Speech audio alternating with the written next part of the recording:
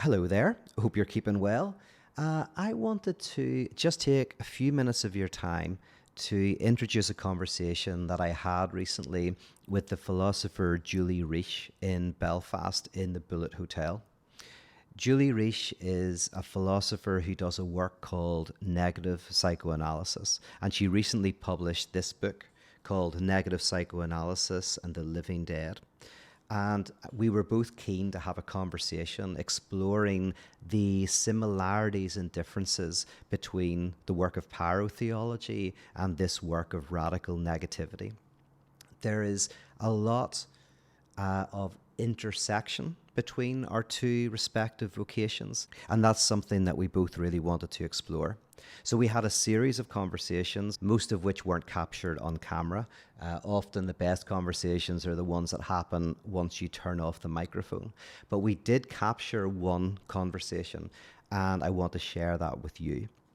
But before I do, I thought it would be good to maybe talk a little bit about Julie's work and my interest in it. Maybe talk a little bit about where I think parotheology intersects with her thinking, and then you can watch the conversation.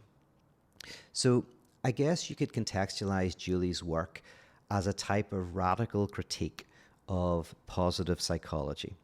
And we can think of positive psychology as an umbrella term that describes any form of psychology or medicalization that sees at the core of our being some sort of non-traumatized subject. There is a type of wholeness and completeness that maybe was in the past that we can get in the future. Now, this covers a lot of different disciplines.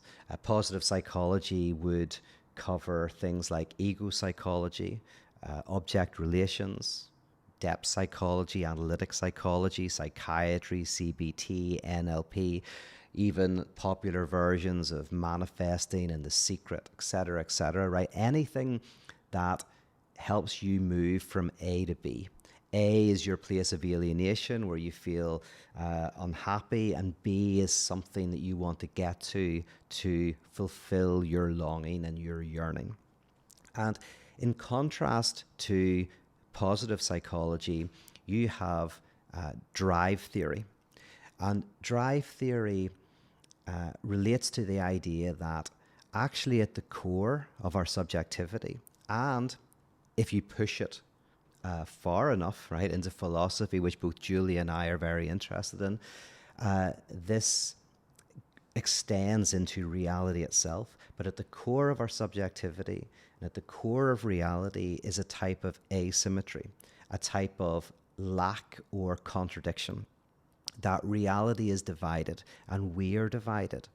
And there is no way to overcome that division without overcoming life itself. Now, famously, this was an insight of Freud in 1920. So pre-1920, Freud could be seen as a psychotherapist, right? A therapist of sorts. He wanted to help people get better.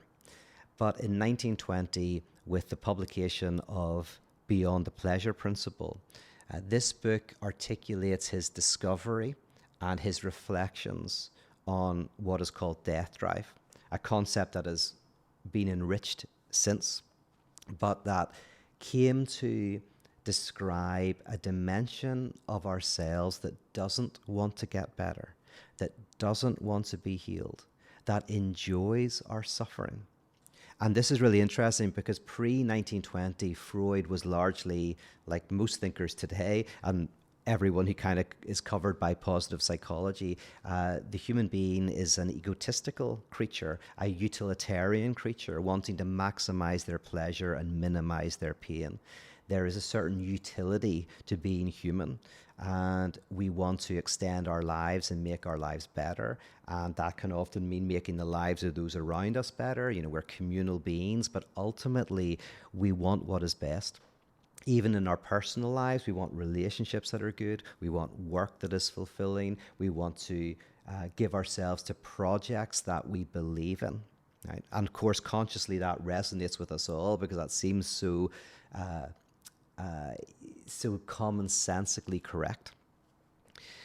But then Freud, as I said, discovered this notion of trauma as a repetition of something destructive, that there's a sabotaging dimension of human being where we seem to want the worst for ourselves, where we repeat bad things, where we don't want to write the book that we want to write, that we continually have writer's block as soon as we start to write it, that somehow we are wanting not the best for ourselves, but sometimes the worst for ourselves. And this is manifested in our relationships and in the work that we give ourselves to, in the ways that we trip ourselves up. And after that, Freud enters what some people call the pessimist realist stage, where he starts to go, what does health look like when you take into consideration this dimension of the subject? And also, how do we think this dimension of the subject? One way of thinking about it actually is that this dimension is the core of what we mean by the unconscious. Because at the level of consciousness, we are utilitarian. At the level of consciousness, we do want the best for ourselves and other people. And the idea that there is some part of ourselves that doesn't want that doesn't really make sense. So we can never really bring this to consciousness. It's operating within us without ever being something we can directly grasp. So Freud's work post-1920 was, how do we take into consideration this death drive, this dimension of subjectivity? And this leads to the idea that there is no non-traumatized subject. There is no subject that has not been touched by catastrophe, the catastrophe of life itself. That there is something about being a subject that means you have passed through the crucible of death and continue to experience that death in a living way. One of the ways that Julie describes life is a constellation of death. And it's a very beautiful way of describing potentially life, in that a constellation is a shape, a pattern that stars make. So in a way, death takes a form, takes a shape, and that shape is life. And Julie's work is an exploration of that notion that death is not something that lies ahead of us just, or a nothingness that lies in our past, but that this death is in a sense a part of who we are, even if we don't directly confront it. Now, Julie's work looks at the darkest dimension of this and uses the example of people who are irredeemably traumatized, people who have diseases and traumas that they cannot get past, where you say, oh, you can manifest your destiny, you can change your life, you can have something that is better, right? Which is fine to say to somebody who's in their 20s or 30s and is healthy, but much more difficult to say to somebody who has lost their entire family in a war, or who has very severe mental or physical handicaps, or is undergoing the destructive disintegration of their brain through something like Alzheimer's. What do you do then? And a lot of Julie's work is about saying that, in a way, there is nothing you can do. That what perhaps we can give ourselves to is the creation of spaces where we sit with this negativity. I was thinking about Jean Vanier and his work with the L'Arche community, where these communities were set up, where people with very severe physical and mental disabilities lived together with people who didn't have those disabilities. But it wasn't hierarchical. These communities are where we live together. You bear witness to life in that traumatic dimension, not with any goal, but somehow there is something powerful that results from that. Now, Julie is very careful to not try to turn this radical negativity into something positive. Right? I'll talk about that in a second, right? Because what she and I agree on very much is that there is all ideology and all politics is kind of trying to get you from A to B. Now, there's not anything wrong with that as such, right? But you're always kind of going from one place to another. What would it look like for a place in which you don't have to move from A to B? You simply are. You simply encounter yourself and you realize that A does not equal A. Now, to put that in theological language and in the kind of the language of parotheology, I would say that this is grace, a community or a communion. We both like the word communion because a community is a group of people gathered together around shared positivity, right? A shared enemy, a shared set of beliefs, shared identity, shared goals, right? So community is, by definition, positivity, right? Or attempts positivity. Communion is a group who are gathered together around a shared loss, right? So theologically, communion is a remembrance of the death of God. It's almost like a type of funeral. It's a symbolization of the death of God, which can be seen as a way of describing the lack that is within the absolute itself. So a communion is not where we're all share same belief or identity or look, but where we realize that each one of us is riven with lack, that there is a type of nothingness that joins us, that we have nothing in common. So this notion of communion, there's theological dimension to that, is a space of grace. And by grace, I mean it's as the opposite of ideology and the opposite of self-help, the opposite of positive psychology, because all of those are bringing you from A to B. Grace is where you don't have to go from A to B. You don't have to do anything. In grace, you accept that you're accepted and you're able to just be with yourself and encounter yourself, which means encountering that dimension of yourself in which you're divided, in which you are hysterical, or in which you are not one with yourself. Right? So that's radical grace. You don't go from A to B, you stay at A and you encounter that and realize that A is full of holes, it's full of contradiction, it's full of asymmetry and antagonism.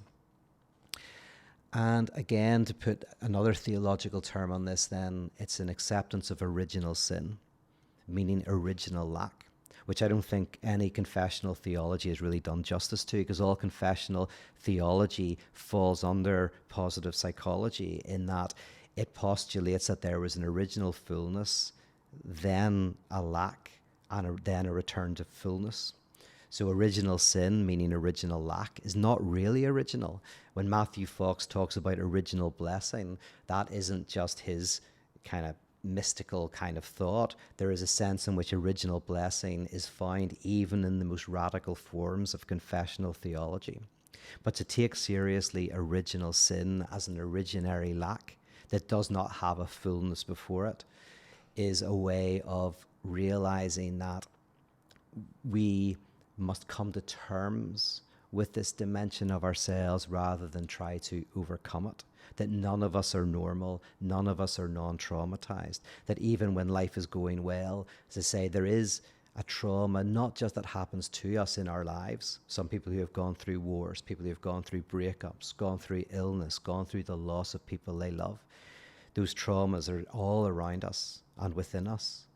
But also there is a trauma of being a desiring subject, of being a subject of language, of being a person. And that involves this embrace of this original lack. And then another piece of theological language that I say, this is not what Julie's talking about, this is me kind of expressing some of her ideas in a language that I know, is the forgiveness of sin, which is the forgiveness of lack. A way of understanding that is confessional religion and also positive psychology kind of pays sin, right? So the payment of debt, which means if you owe money, that is a nothing, that is something. If you have no money, that's a nothing. But if you owe money, that is a nothing, that is something that will give you anxiety. You will have health issues. People will be writing to you. You'll be panicky about what you owe, right? So debt is a nothing, it is something that makes a demand on you that devastates your life potentially. Now, to pay a debt means that somebody comes and they take money and they fill that nothing with something, with money. But to forgive a debt doesn't mean you pay it. To forgive a debt means you render the nothing nothing. So in the year of Jubilee, there was this idea that of the forgiveness of debt every 50 years. Debts would be forgiven. They wouldn't be paid. They would be forgiven. So what I think Julie's work is about, in a sense, is the forgiveness of sin.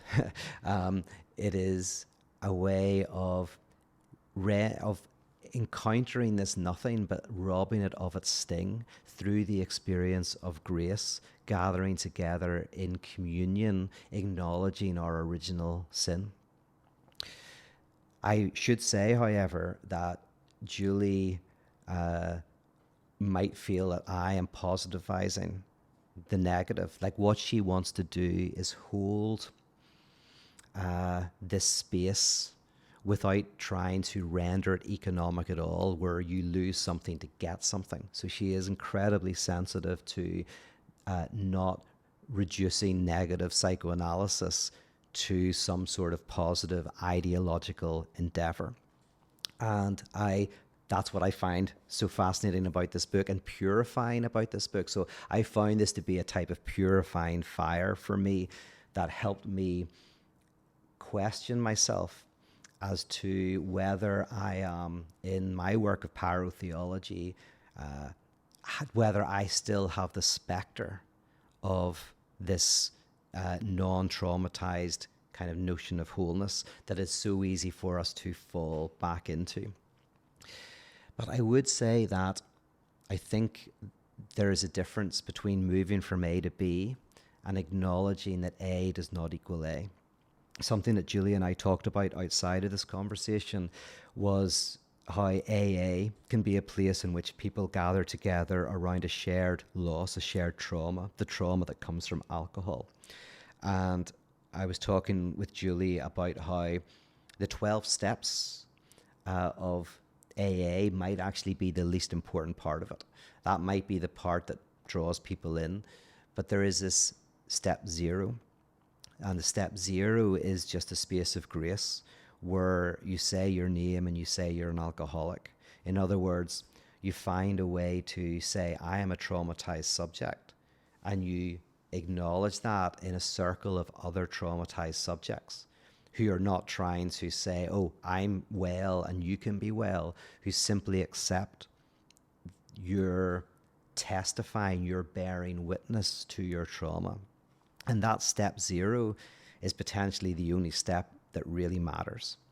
And so there's something about AA that is touching on what we're talking about here with communion, except it's not about alcohol. It's about the trauma of being itself and acknowledging that trauma. A question that came up with my friend Phil Harrison, who was there, and you'll hear in a minute, is he said, well, what if, it sounds like you can't make a distinction between whether you want to take drugs or see your children more. If everything is equally destructive and there's this negativity, how can you make a distinction between taking heroin or looking after your kids? And Julie's answer was kind of, yeah, there's no difference, right? But a way to understand that answer is to maybe think that in life we do need advice and we need help and we make those kinds of judgments.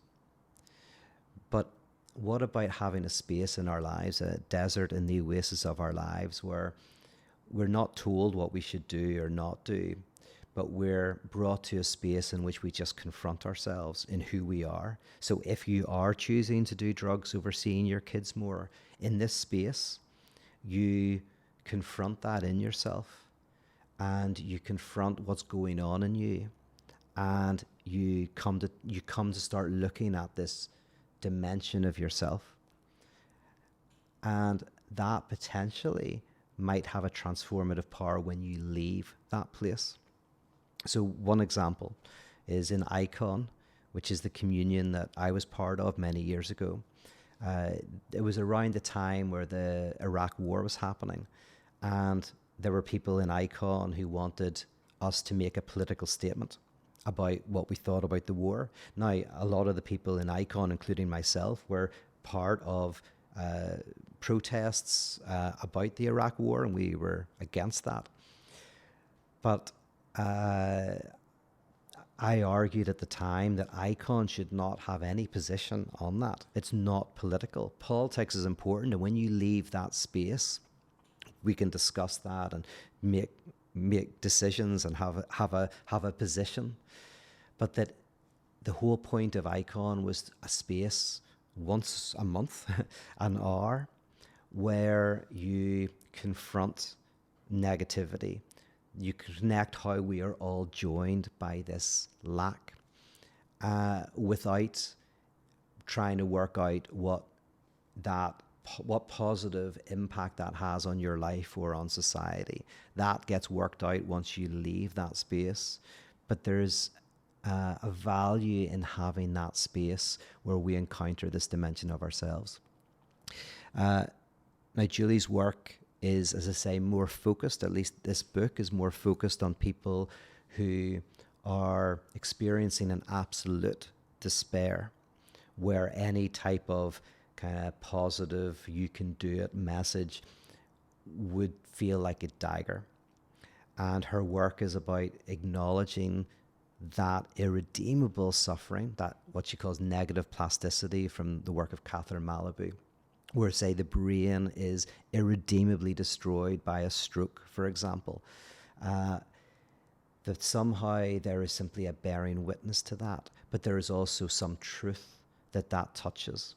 And when we encounter someone who is experiencing that they are a truth teller.